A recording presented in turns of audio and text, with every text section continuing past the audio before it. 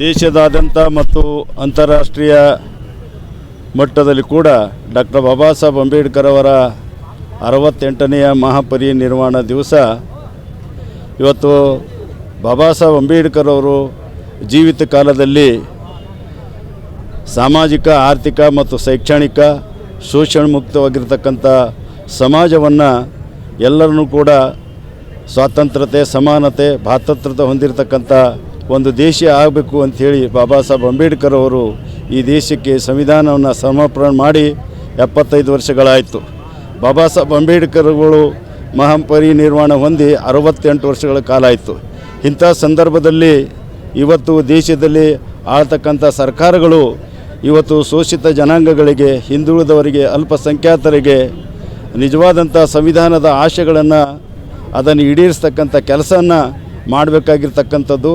ಇವತ್ತು ಅಂಥ ಕೆಲಸ ಮಾಡಲಿಕ್ಕೆ ದೃಢ ನಿರ್ಧಾರವನ್ನು ಇವತ್ತು ದೇಶದ ಜನತೆ ಸಮಗ್ರವಾಗಿ ಒಂದು ಭಾರತದ ಎಲ್ಲನೂ ಕೂಡ ಒಂದು ಪರಿವರ್ತನೆ ಹೊಂದಿ ಶೋಷಣೆ ಮುಕ್ತವಾಗಿರ್ತಕ್ಕಂಥ ಸಮಾಜ ಬರಬೇಕು ಮತ್ತು ಶೋಷಣೆ ಮುಕ್ತವಾಗಿರ್ತಕ್ಕಂಥ ಒಂದು ಸಮಾಜದಲ್ಲಿ ವಿಶ್ವದಲ್ಲೇ ಒಂದು ಮಾದರಿ ಆಗಬೇಕಂಥೇಳಿ ಬಾಬಾ ಸಾಹೇಬ್ ಅಂಬೇಡ್ಕರ್ ಅವರು ಪ್ರಜಾಪ್ರಭುತ್ವ ಮತ್ತು ಸಂವಿಧಾನವನ್ನು ಜಾರಿಗೆ ತಂದಿರತಕ್ಕಂಥ ಇಂಥ ಸಂದರ್ಭದಲ್ಲಿ ನಾವು ಪುನಃ ನೆನಪಿಸ್ಕೊಳ್ಳೋದ್ರ ಮುಖಾಂತರ ಬಾಬಾ ಸಾಹೇಬ್ ಅಂಬೇಡ್ಕರ್ ಅವರು ಬಿಟ್ಟು ಹೋಗಿರ್ತಕ್ಕಂಥ ಹೋರಾಟವನ್ನು ರಥವನ್ನು ಸಾಮಾಜಿಕ ಆರ್ಥಿಕ ಶೈಕ್ಷಣಿಕವಾಗಿ ಸಮಾನತೆ ತರಲಿಕ್ಕಾಗಿ ಏನು ಬಾಬಾ ಸಾಹೇಬ್ ಅಂಬೇಡ್ಕರ್ ಸಂಘರ್ಷ ಸಾರಿದರು, ಆ ಸಂಘರ್ಷವನ್ನು ಮುಂದೆ ತೆಗೆದುಕೊಂಡು ಹೋಗ್ತಕ್ಕಂಥ ಕೆಲಸವನ್ನು ಇವತ್ತು ಪ್ರಜ್ಞಾವಂತ ನಾಗರಿಕರು ಮಾಡಬೇಕಾಗಿದೆ.